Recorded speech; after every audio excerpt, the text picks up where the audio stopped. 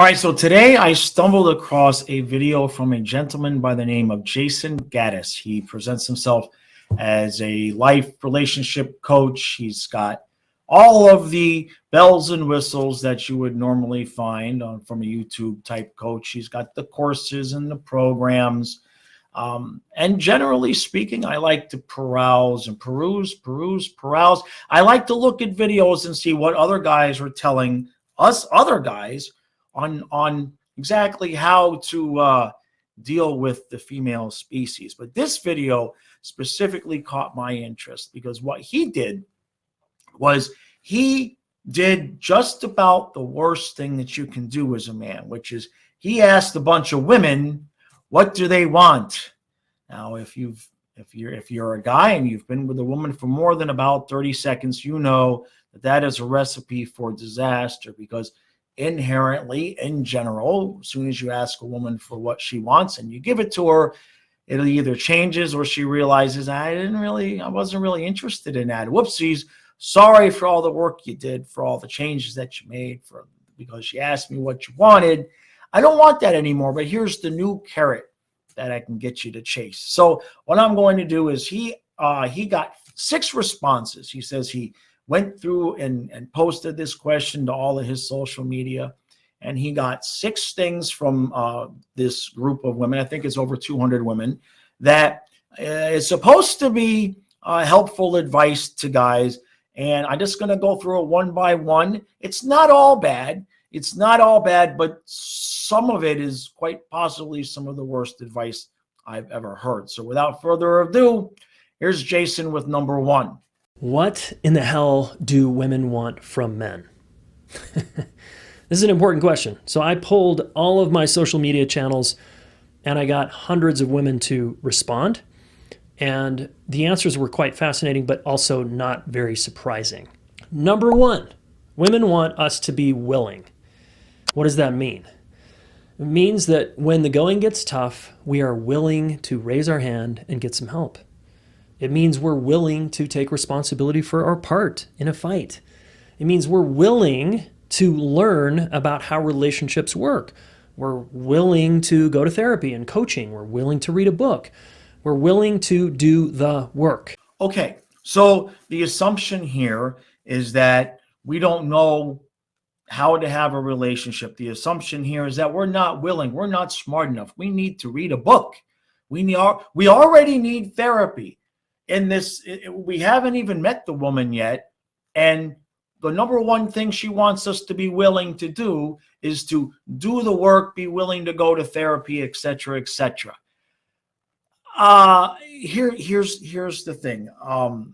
If there's certain phrases that I would suggest people avoid. Now, one of the most obvious things is if a woman says to you, you need to be willing to do the work before you're even in the relationship. If that's the starting point, if when you're discussing your boundaries and you're discussing about the things that you like and you dislike, if the phrase, I want you to be willing to do the work, enters the conversation, run. Not a light jog either. Just run. Politely exit from the facility, from the building. Pay the bill. All right? Pay the bill, guys. We'll talk about that later. But when a woman says that, now I'm speaking in general, okay? But in general, when a woman says that she wants you to do the work, what she's inferring is that there's something wrong with you, there's nothing wrong with her, and be willing to fix yourself so that you can be right for her. Not the worst advice I've ever heard. I understand the part where you want to be open and willing to open conversation and listen to what the other person is saying. But just the general starting point of, I want my man to be willing to go to therapy, that's a big fat no. Number 2, the second thing women want from us guys. I want your emotional availability, your vulnerability, and your openness. All right. Now, this is tricky because some women want us to be both strong and vulnerable. And I think those are the same. I think strength is vulnerability. But a lot of men get confused here because they're like, wait, you want me to be kind of like sensitive and feel my feelings and cry once in a while, but you also need me to like protect and provide and be really kind of quote strong and not like show any weakness. Okay. Where do I even start with this one? And this one might take me a half a minute. Gentlemen, raise your hand. Raise your hand if you have taken the advice of being vulnerable, being emotional, sharing your feelings. Raise your hand if you've taken that advice and then later on, at some point in the relationship, during an argument, the woman uses that against you. Anybody with their hand not raised? There's one guy way in the back of the room I can see that doesn't have their hand raised. No. This is one of the biggest, most monumental things under the category what women say they want and what they really want. Okay, big fat no. Every single time that I can think of that I have expressed my emotions and expressed my vulnerability to a female, I don't want to say every time, but it's at least 90% of the time. At some point, they're going to come back later and stab you in the back with that information and use it against you. Okay? As an example, this isn't exactly something that's happened to me, but I've seen this happen multiple times to multiple guys in my coaching practice. A man will confide in his woman that he has some trust issues because previously in a relationship, or maybe more than one relationship, he had been okay with his lady friend, his girlfriend having male friends, right? He'd been okay with her having male friends.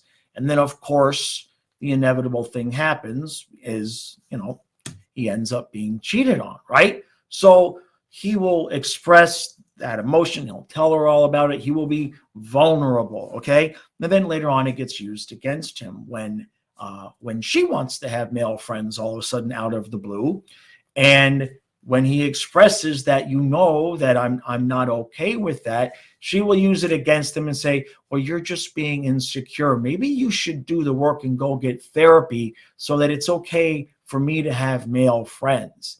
You see what I'm saying? They're not asking to glean that information so that it can help you or so that they can feel closer to you. They're logging it away in the back of their head to bring up however long later it needs to be so that they can find a way to use it against you to get what they want.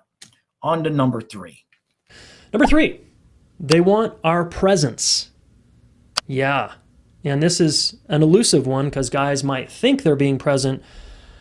And it's like, well, if you're ever with a woman and she says, I don't feel you, I don't feel like you're here with me, you seem distracted and you're like always looking at your phone, chances are you're probably not that present.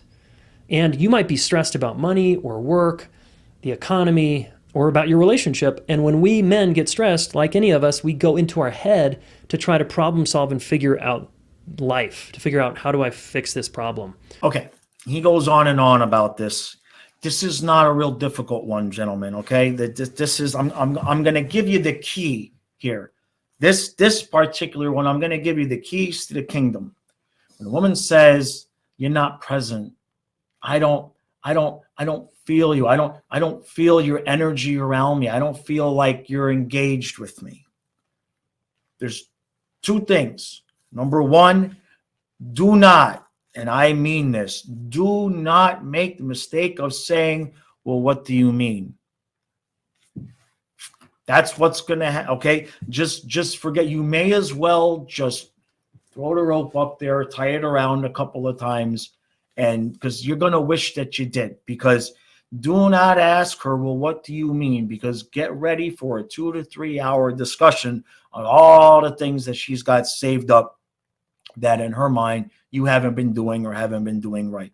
When a woman says, I don't feel like you're present, I don't feel you, it's a very simple 2-step process. You have to, now This is important because it's step one and step two. You have to do it at the right time. As soon as she says that, wherever you are, if you're sitting, whatever you are, you walk over, you get up, you walk over to her, you give her a kiss, cheek, forehead, peck on the lips, give her a kiss, and you simply say, I'm sorry, I'll try to do better.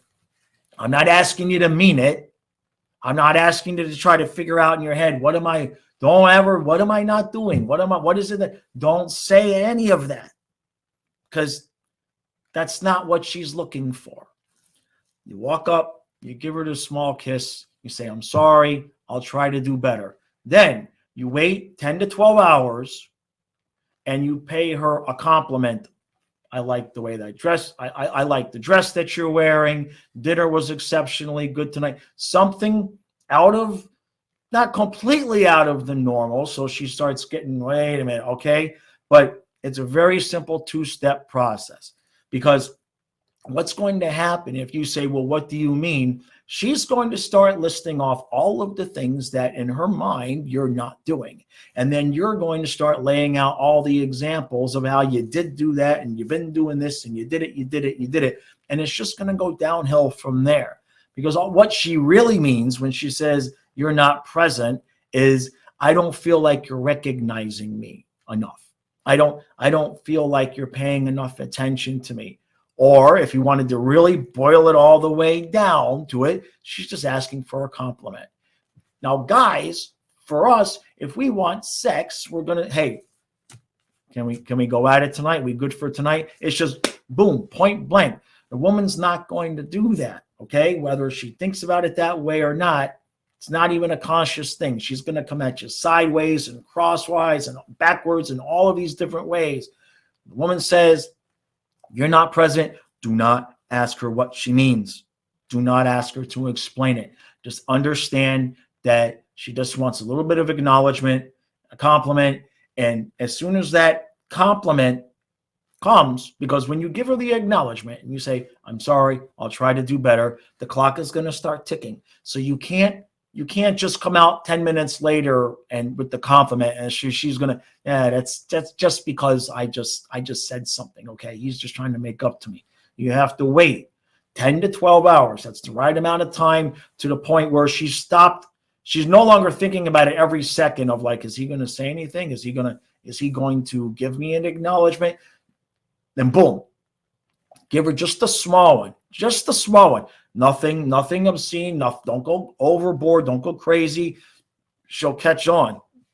I like what you're wearing. The dress looks nice. Dinner was exceptional. Something like that, to that effect. And what that's going to do is that's going to change the situation around in her mind to where it will trigger some of the memories that maybe she's buried, right? And what I mean by that is, how many times, guys, a woman will say, you don't do this, you don't do that, you're not doing this. And then you list out how you just did all three of those things in the last 5 days, and she's not paying attention, right? So sometimes you have to do a little bit of a sneak attack, okay? She's come at you with something like, you're not present. Give her the kiss. 10 to 12 hours later, give her the compliment, and it's going to change her perspective. Not permanently, but it'll buy you some time until the next time she tells you whatever it is that you're not doing. Number 4, I want your honesty. All right. I think this is straightforward in secure, strong relationships. However, a lot of people find themselves in relationships where trust is broken, there's been an affair, or one of us is kind of insecure because we have some past relational trauma in either the last relationship we're in or our childhood. And we feel kind of on edge. And that can be the man or the woman, both partners.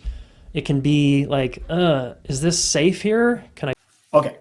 I want your honesty. Now that's pretty straightforward. That's pretty self-explanatory, except, guys, again, you need to understand what we express and what we consider honesty is not the same as a woman. Okay. Don't try to talk to her like she's one of your guy friends, or your brother, or your father, okay? Don't make the mistake of thinking, A, B, and C has really been bothering me lately. I think I'm going to be honest and vulnerable and express my feelings to her about my disappointment about A, B, and C. You are going to lose that. You're going to lose, period. 90% of the time, that is a losing formula. And it's going to be very confusing to you as a man, because they're going to tell you that's what they want. They're going to say that's what they want. Just tell me if something bothers you. Just tell me what's going on.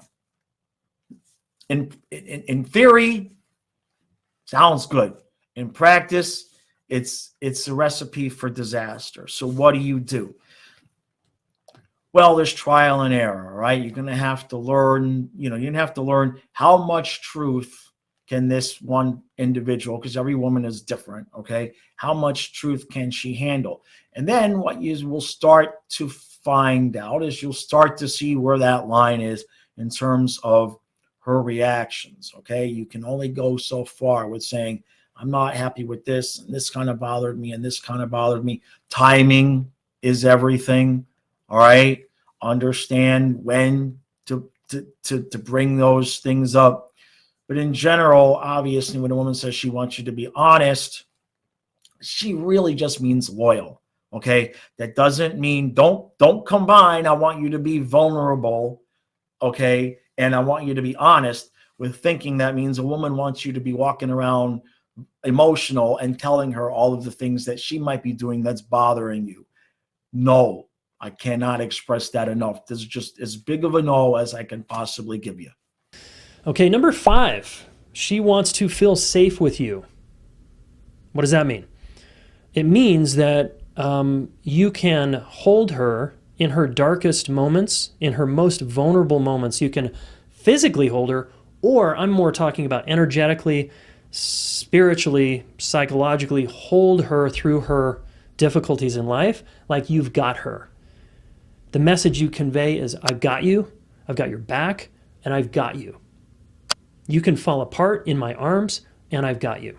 You can be a mess, you can be insecure, you can have anything challenging come up, and I am holding you. That has a woman feel super safe. But you got to mean it, and you got to learn how to do that. A lot of guys say the words, but they actually don't legitimately follow through. For example, she starts getting emotional about something and crying or getting really triggered by you, and then you kind of do one of these stonewalling moves. I don't want to deal with that. You're too emotional. Now, in and of itself, number 5 sounds good, right? I got you. I got you. Don't worry. Yeah. But then he goes on to talk about how, even if she's being emotional, and even shows the man sitting there being berated by the woman. And he even says, even if it's something that, that you're doing that's annoying her, we are supposed to just stand there and not only intake everything that they're saying, but to be receptive and willing to do the work, as he says in number 1, right? As she's yelling at us and being emotional and expressive and telling us all of the things that we've done wrong. Circles back to number 1, we have to be willing to do the work. And they already entered the relationship wanting us to go to therapy. We haven't even met this woman yet. And her number 1 requirement, the things that she wants from her guy, is to be willing to go to therapy after the fact that she's yelled at you and gotten annoyed with you and been all emotional. You have to handle that. And then you have to go fix whatever's wrong with you, because clearly it's not going to be any accountability on her end, because she's not the one that needs the therapy per number 1.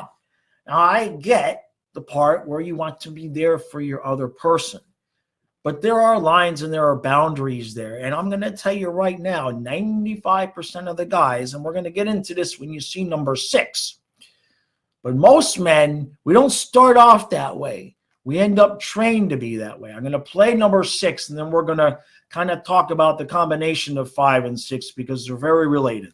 Number 6, last but not least, I want you to be self-aware. I want you to be self-aware. So here's an example of a guy who is not self-aware. When she says, well, why do you shut down and go away when we get into kind of conflict and we have hard moments? and then you won't come back and talk to me. The unaware guy says, that's just how I am. You should not be so emotional about it. That's just how I am. Ouch. The self-aware guy says, I'm not sure. I wonder if there's a connection to my childhood and my attachment style. I wonder if I can do some things that would help you out and help us out. Okay, this is some of the worst advice I've ever heard, to the point where it makes me angry. I say that with a smile. Okay, so let me get this straight. Number one is I want my man to be willing, including going to therapy, etc. Then number 5 is you have to be willing to basically take it when I'm yelling and emotional and blaming you and getting annoyed by you, okay? And then number 6 is you have to be aware, and you can't shut down when I'm yelling and everything at you. First of all, the man who's shutting down is the one who's actually aware. Now, what he's saying here is that the aware man is the one that says, you know what?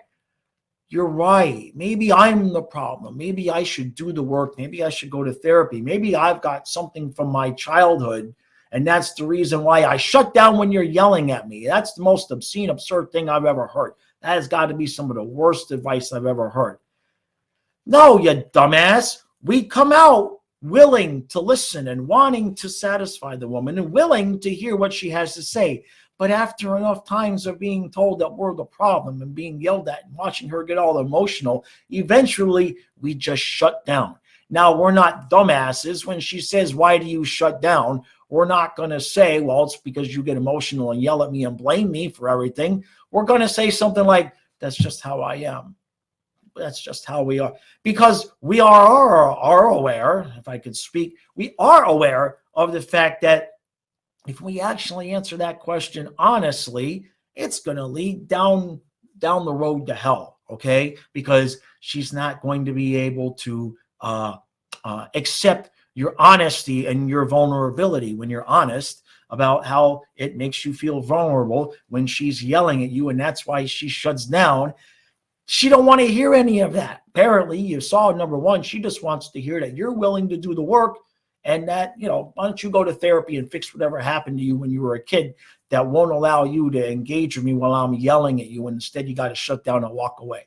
Some of the worst advice I've ever heard. Now, to summarize this, everything is general. Every situation is different. It's not every man, every woman. I'm speaking from personal experience. I'm speaking from overwhelming experience with my coaching clients. That these are the tendencies that happen. Now, I'm not saying men are perfect, but this is a channel for men. Okay, trying to help guide you guys through some of the advice and some of the things that are on YouTube being presented as how a man should be. Well, it's self-explanatory. These are the things that women want, okay? That he made the number 1 mistake, and I'll circle back all the way to the beginning of the video.